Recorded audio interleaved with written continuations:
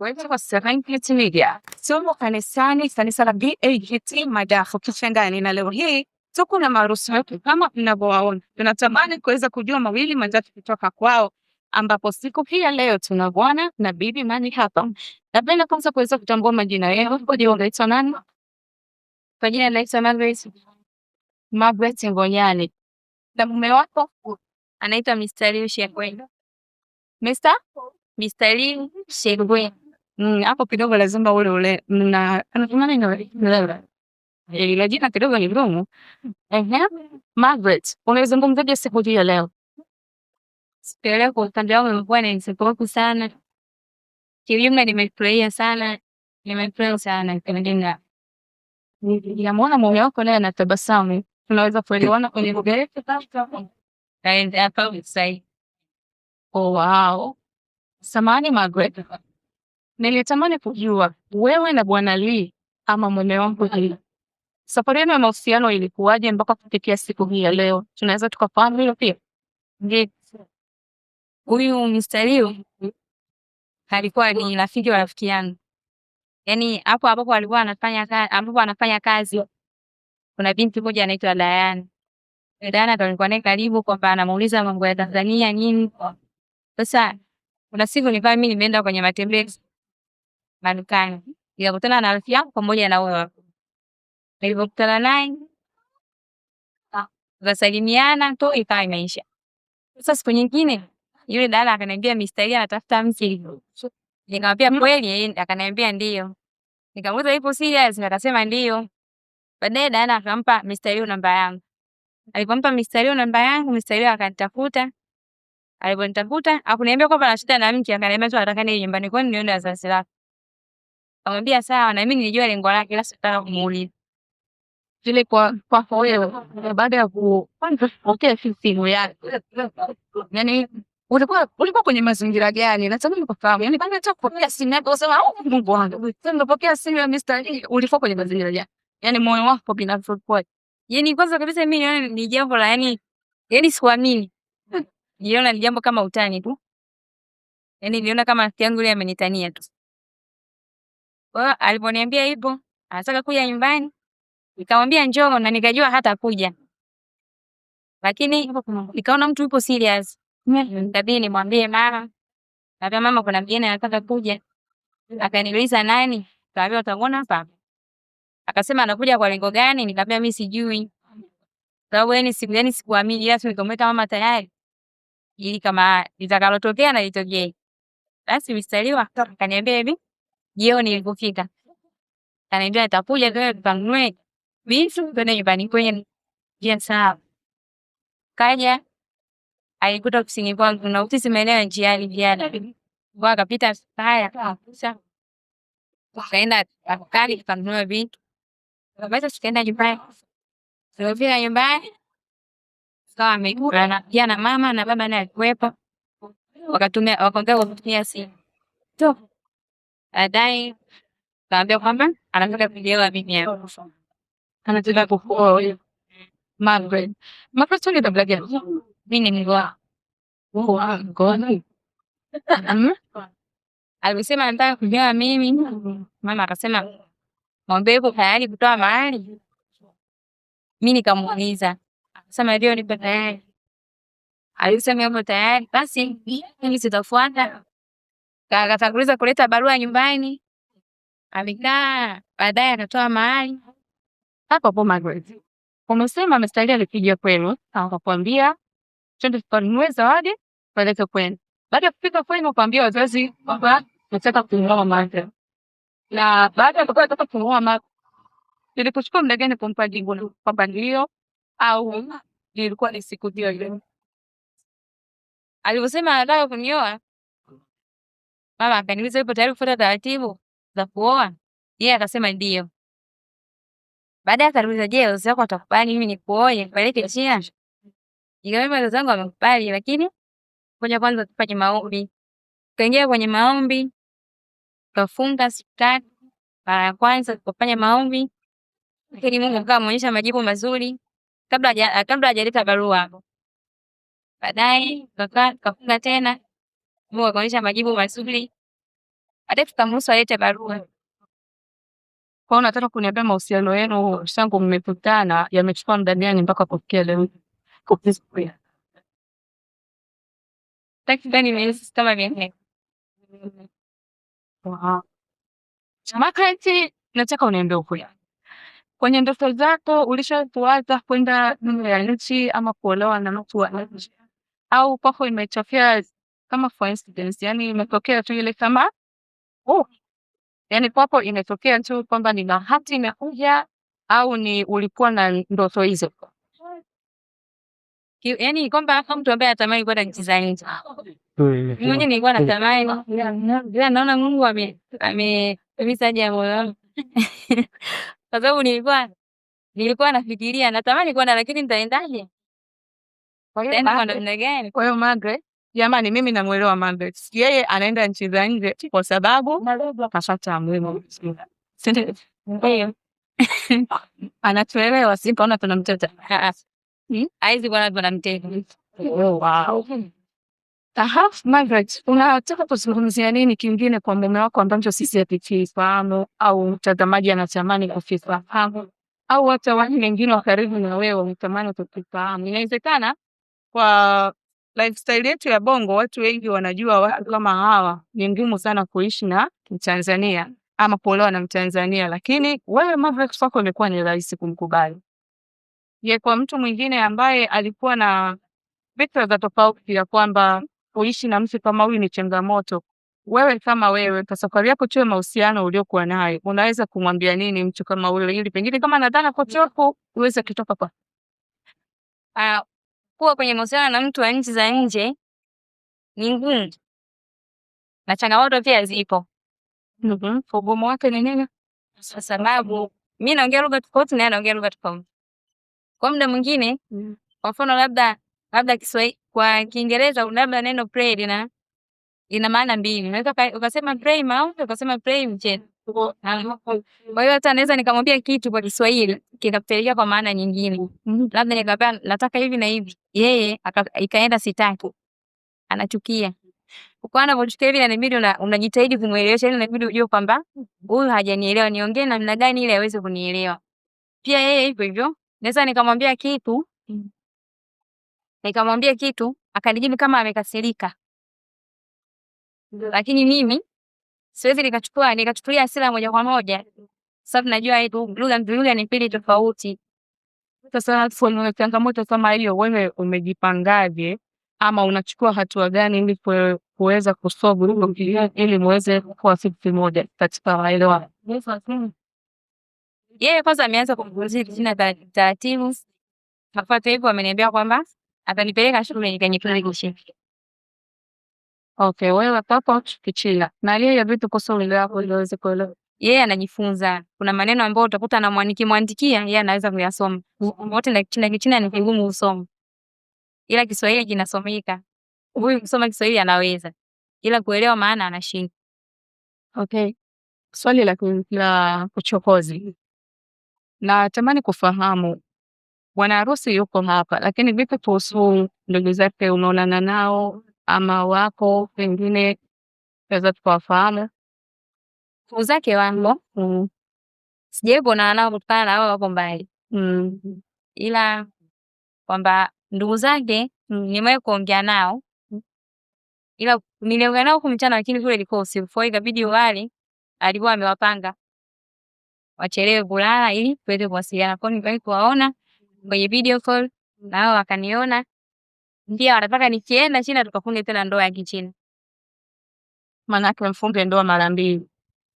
Jamani, umesikia utaratibu huo? Tanzania unafunga ndoa ya Tanzania, ukienda nje unafunga ndoa ya nje. Huo ndio utaratibu ulioko, si ndio? Ndio. Okay, sawa. Na kwa wazazi wako hilo unalifahamu? Wazazi wangu wameruhusu kutokana na yaani wazazi wangu wameruhusu, wameridhia.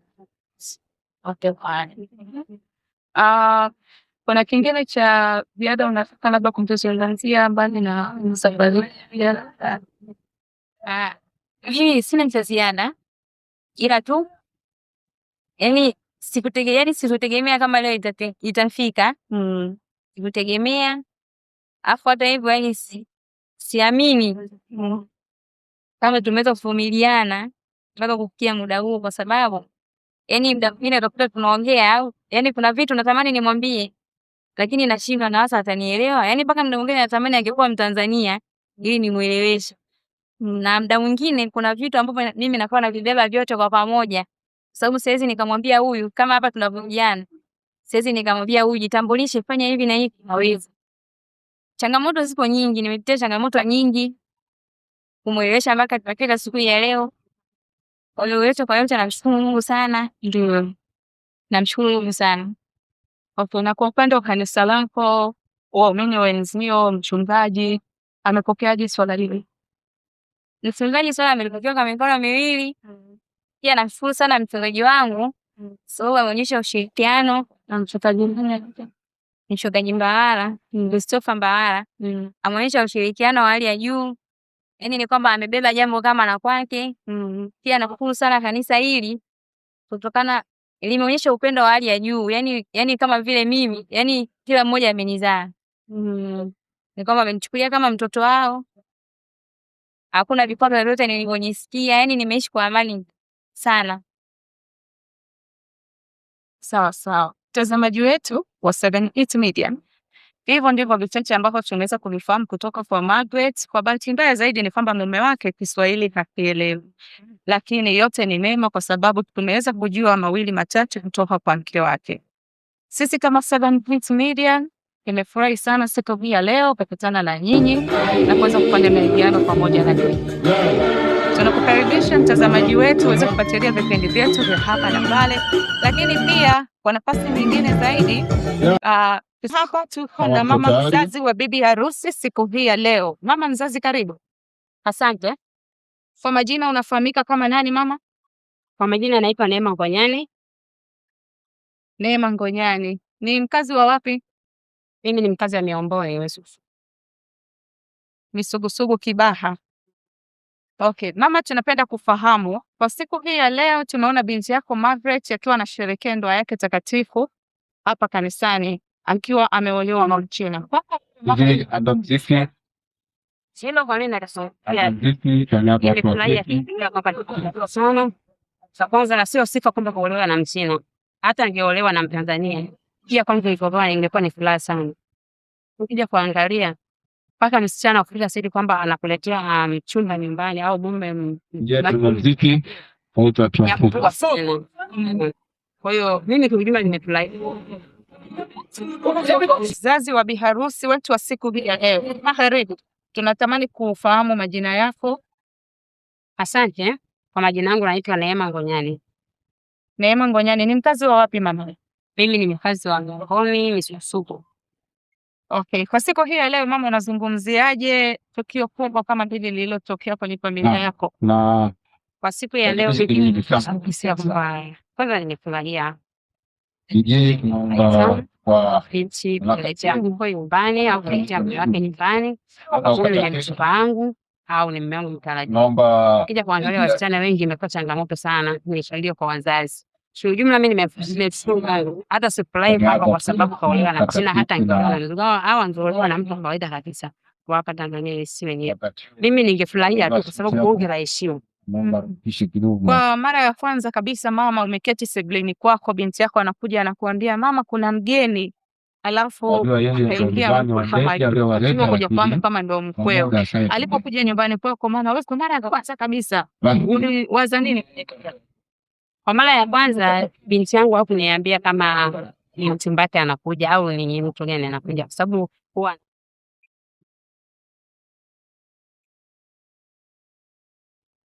ananiambia mama nimepata mchumba. Alafu ananiambia tuingie kwenye maombi. Hapa siko kwa mambo ni sio. Kwa hiyo tuachane naye. Hapo niambia kama ni mchumba. Aliniambia mama kuna mtu anasema anataka. Nikamuuliza je, labda mpenzi wako au kwa nini? Akaniambia haja niambia chochote. Ana kujadili sio nini. Kila mtu mwenyewe sio mbongo ni China. Mimi bwana haraka nilichukua huyu anakuja kuangalia mavazi sehemu ya nyumbani, hata usiamini kwa mimi wengi wanapenda kutoa na sehemu ambayo hata kama anaajiri kwenye kazi ajue sehemu gani naweza kwenda na mimi nilijua hivyo. Hapo unamaanisha kwamba kwa wako huyu na binti yako ni watu wanafanya kazi?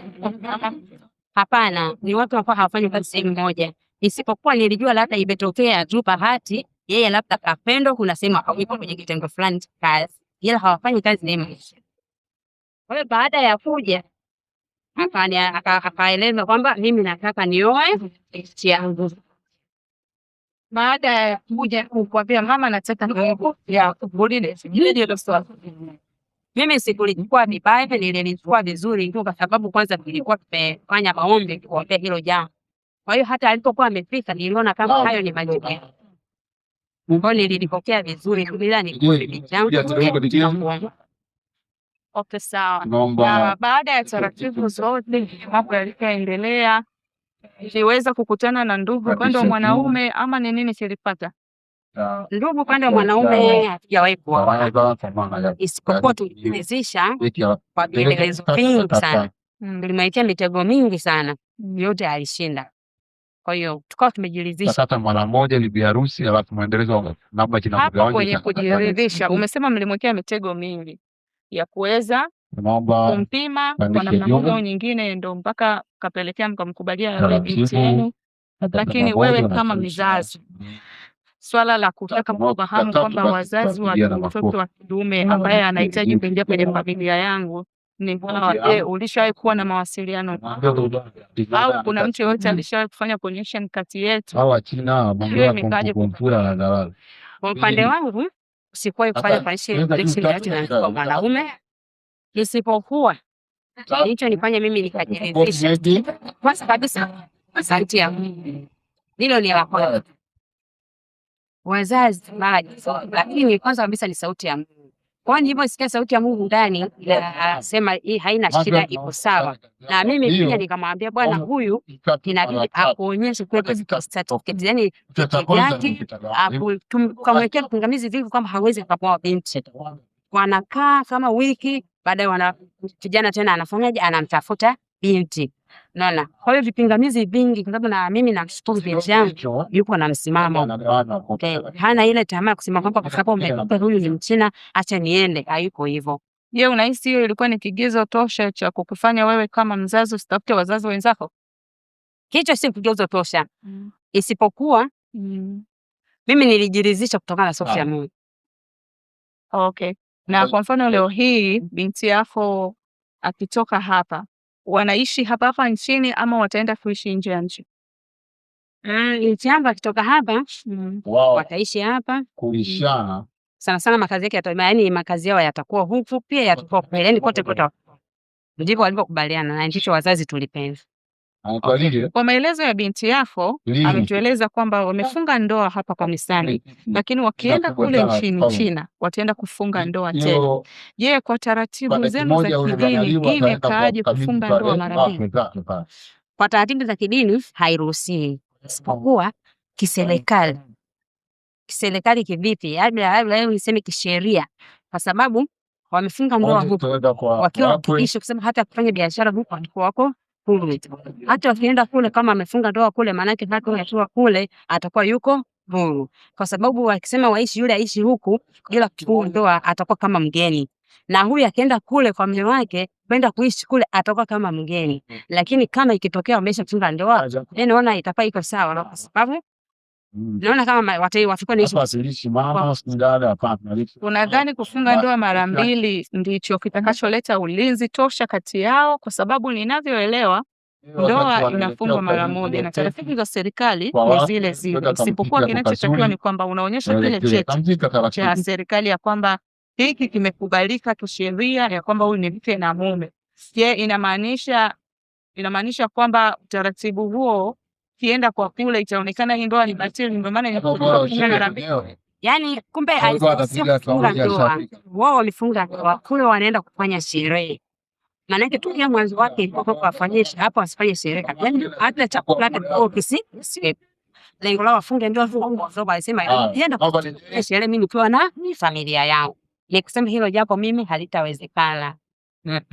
at least tuandae chakula hata kidogo tu, hata wanywe maji tu, at least wajue huyo mume wako, wajue wajomba, hawajui mume wako unaona, hawajue ndugu wa upande wako, kwa sababu ukienda kule mtafanya sherehe sawa, lakini wewe utawajua ndugu wa kule, lakini hatujua sisi.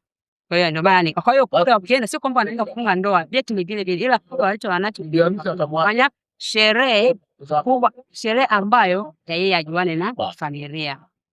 Na wewe kama mzazi wa upande wa binti, baada ya hili kupita, una mpango wote kwenda kule ufahamiane na watu zako, ama ndio inakuwa imeishia hapa tu? Ikitokea, lakini nisifikiri sana sababu kidogo hapo. Sifikiri sana kwenda huko. Haufikiri kuwafahamu wazazi upande wa alikoenda binti yako? Niseme wao watakuja. Ndio watakuja wakabidhi kwa. Watakuja huko. Watakuja. Mimi habari za kwenda huko nina wajukuu, acha nielewe wajukuu kwanza. Nina mjukuu mmoja ambaye ni mtoto wa binti yangu. Leo nalea huyo kwanza, ning'ang'ane na binti na huyo. Sema leo niende China, mara leo nirudi huko. Huyu kijana, huyu mjukuu wangu ndo ataenda kwa mama yake, atatafuta, tukipata atarudi, akienda kama atasoma huko ni sawa, atanikumbuka mimi kama bibi yake nipo huko.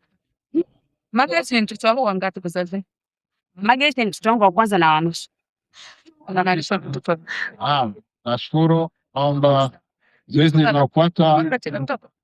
Margaret ana mtoto. Bwana bibi harusi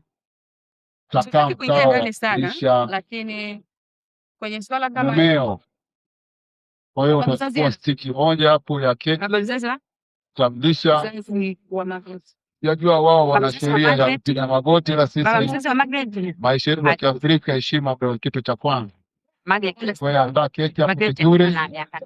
Watu cameraman kawa nikiendelea vizuri hapo. Nafikia kwa plani nikapata mtu sasa hivi. Sasa nitamani kusikia kutoka kwa mama. Naomba wewe bwana leo kumbuka katika jambo hili, aidha kuna support yoyote umeipata kuweza kufanikisha? Labda bwana leo usilishe kama China taratibu kwanza. Muona mambo haya. Naweza kusema sio nguvu ya nenda kumwambia huyu. Nenda kumwambia na mimi niseme na washukuru kwa kile walichoshauri, kila mtu alifanya jambo lake. Yeyote aliyechangia. Basi tunaomba. Mimi niseme na mshukuru. Mungu awabariki. Kama wataisikia sauti basi iwafikie tu. Mungu awabariki. Shukrani zangu kwa sina cha kuwalipa. Kufanya jambo lenu. Tunaomba kidogo kama uliofanya zamani. Nafurahi sana kukutana. Sababu unamwambia bwana wewe ukicheka unamwanga. Una mguu wa bia kuhusiana na swala la mtoto wako. Karibu sana 7 Hits. Asante. Nini hatutaki tuwafundishe na mama leo.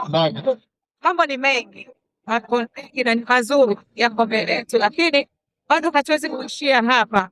Kwa sasa tunataka utazungumza na wadhamini wa ndoa ili tuweze kujua upande wao kama wadhamini wa hii ndoa wanazungumziaje swala hili hasa kwa siku ya leo. Tuko pamoja. Mtazamaji wetu wa 7 Hits Media, kama nilivyotangulia kuambia hapo awali ya kwamba tutaonana na mchungaji, na sasa tuko na mchungaji mahali hapa. Mchungaji, Bwana Yesu asifiwe. Amina.